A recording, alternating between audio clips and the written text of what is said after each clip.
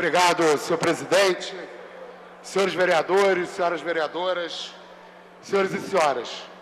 Eu fiquei distraído, não imaginei que fosse eu a falar, porque na hora que formou a fila ali para fazer as inscrições, eu fiz questão de entrar na fila depois do Messina, porque eu queria ouvir os argumentos do Messina, para depois fazer o contraponto, mas parece que ele mudou o lugar dele na fila. Eu vou ter que falar antes, mas tudo bem. Depois a gente vê como é que faz o contraponto, né? Bom, nós vivemos num país extremamente desigual, uma das maiores desigualdades sociais do planeta.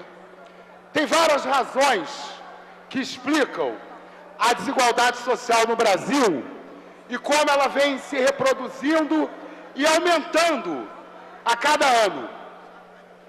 No ano que eu nasci, 1974, pela primeira vez, 1% dos brasileiros mais ricos passou a acumular 25% da renda do país. Hoje, eu estou com 43 anos, os mais ricos já abocanham 27% da renda do nosso país. Uma das principais causas disso acontecer é que o Estado brasileiro, ele se comporta como um Robin Hood ao contrário, um Robin Hood às avessas. O Estado brasileiro tira dos pobres para entregar para os ricos. E como é que ele faz isso? Ele faz isso de duas maneiras.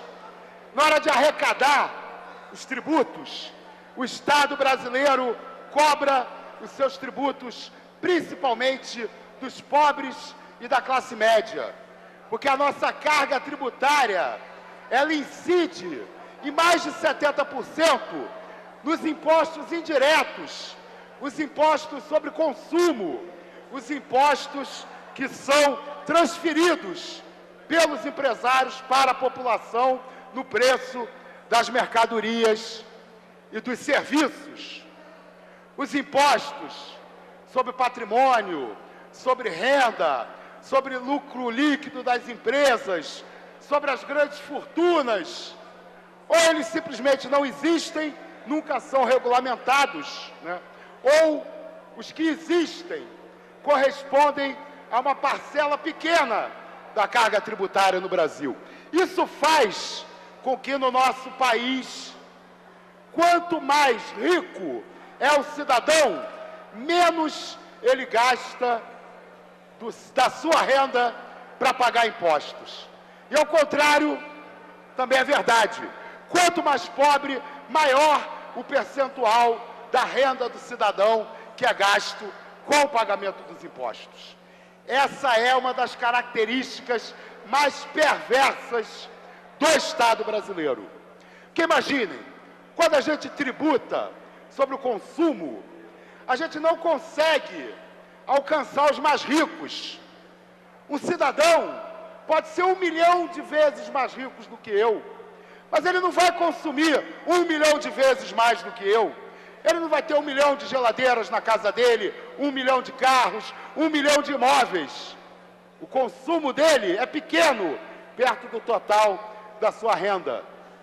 Quando um cidadão em situação de rua, no Rio de Janeiro, consegue, às vezes pedindo nas ruas, dinheiro para tomar um café, ele vai pagar talvez até 40% do preço daquele café em tributos. Isso é uma injustiça tremenda e o pobre no Brasil ainda é obrigado muitas vezes a escutar dos ricos e da classe média, não, que a diferença de qualidade de vida no meu bairro para o bairro daqueles lá é porque eu pago imposto e eles não pagam. Ainda tem gente que não percebe a distorção e insiste, né, nessa lógica de que quem paga imposto no Brasil são os ricos. Não, é o contrário. Na hora de gastar os recursos, aí sim, o maior gasto do Estado brasileiro é com a remuneração dos títulos da dívida pública, que estão nas mãos dos 2% mais ricos dos brasileiros das famílias brasileiras. Quer dizer, na hora de arrecadar, quem paga imposto é o pobre e a classe média. E na hora de gastar os recursos vão, em primeiro lugar, para aqueles que fazem a especulação financeira no nosso país. Bom, o IPTU, ele é o imposto sobre o patrimônio.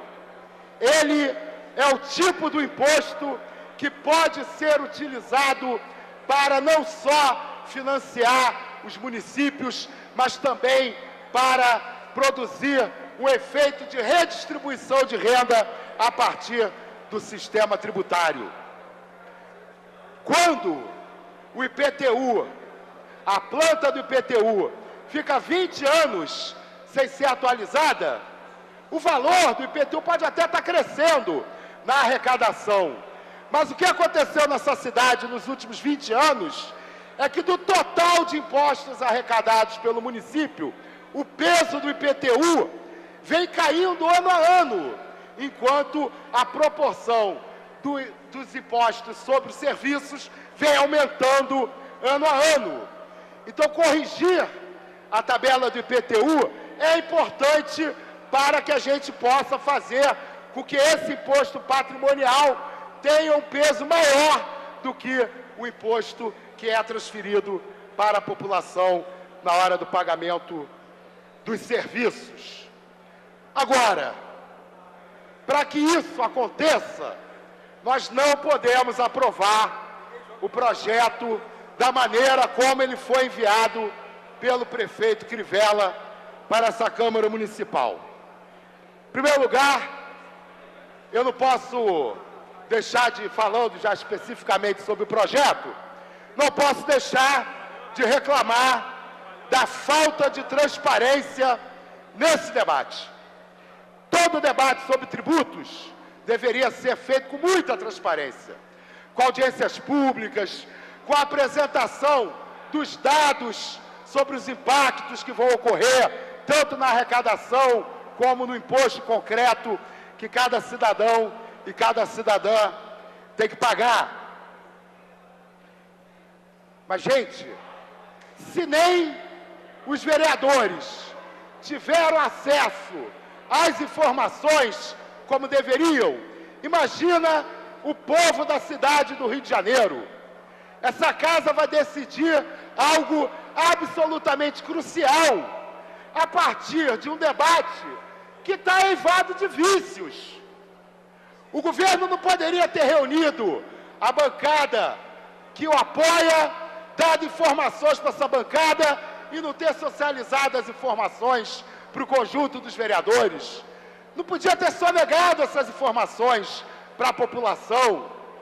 Como nós vamos votar esse projeto quando os dados que nós estamos solicitando há meses foram entregues apenas ontem para os vereadores dessa casa? Pelo menos para a bancada do PSOL, os dados foram entregues apenas ontem.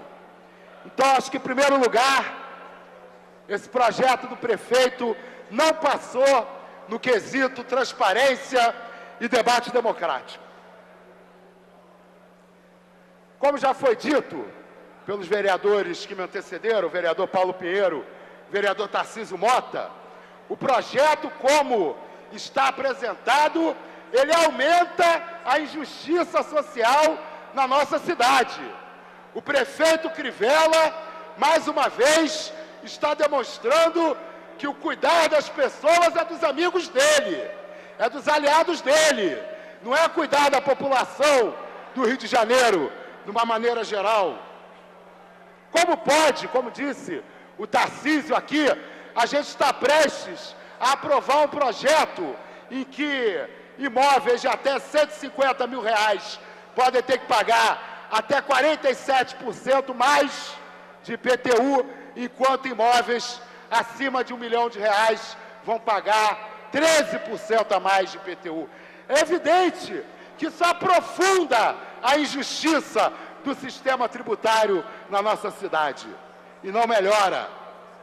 Então, a bancada do PSOL apresentou uma série de emendas, todas elas com o mesmo espírito, desonerar a tributação para os mais pobres e onerar a tributação para os mais ricos.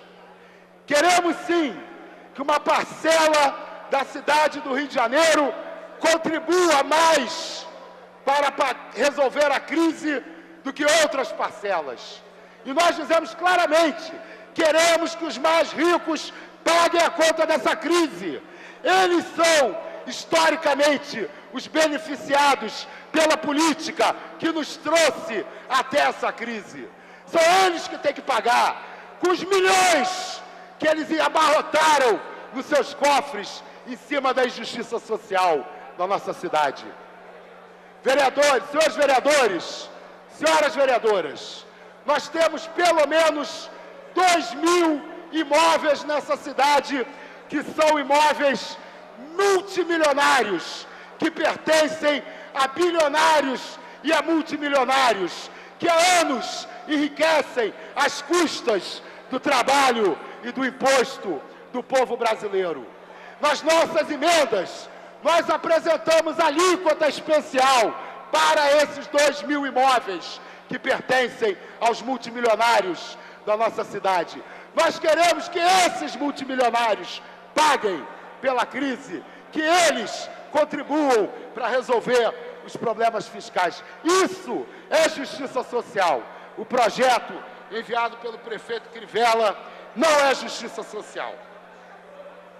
Para concluir, senhor presidente, senhores vereadores, senhoras vereadoras, nossa bancada entende que antes de se discutir aumentar impostos dos imóveis ocupados na nossa cidade, nós deveríamos estar discutindo o substitutivo do PSOL apresentado sobre a mensagem do prefeito Eduardo Paes, que constitui o projeto de lei número 1396, que tem como objetivo instituir o IPTU progressivo, que é o aumento da alíquota até 15% e a previsão da desapropriação dos imóveis que estejam nas zonas incentivadas e controladas e que não cumpram a sua função social.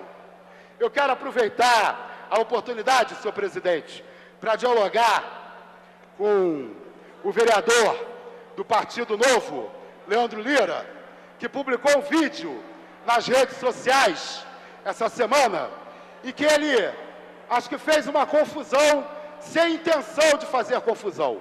Ele fala do seu entendimento desse debate sobre IPTU e mistura com a proposta que o PSOL fez do IPTU progressivo, acusando o nosso partido de querer estabelecer um confisco, que seria a alíquota de 15% sobre o IPTU. E ele ainda diz nesse vídeo que isso se dá em função de uma crença do PSOL na função social da propriedade. Se eu não me engano, ele usa os termos a função social da propriedade do PSOL. Bom, eu quero esclarecer, eu acho que não precisa, mas como foi feita a confusão, que a função social da propriedade não é uma invenção do PSOL. Afinal de contas, não é só uma questão cronológica. A função social da propriedade, ela está inscrita na nossa Constituição, no artigo 5º, inciso 23. A propriedade atenderá à sua função social. Bom, a Constituição de 88 foi escrita muitos anos antes de sequer o PSOL existir. Então, a função social da propriedade é o princípio constitucional. E o substitutivo que o PSOL apresentou ao IPTU progressivo tem como objetivo criar um instrumento urbanístico para combater a especulação imobiliária, para garantir que os imóveis nas regiões incentivada e controlada que estão abandonados cumpram a sua função social como determina a Constituição. Obrigado, senhor presidente. Obrigado, atenção. dos senhores e senhoras vereadores.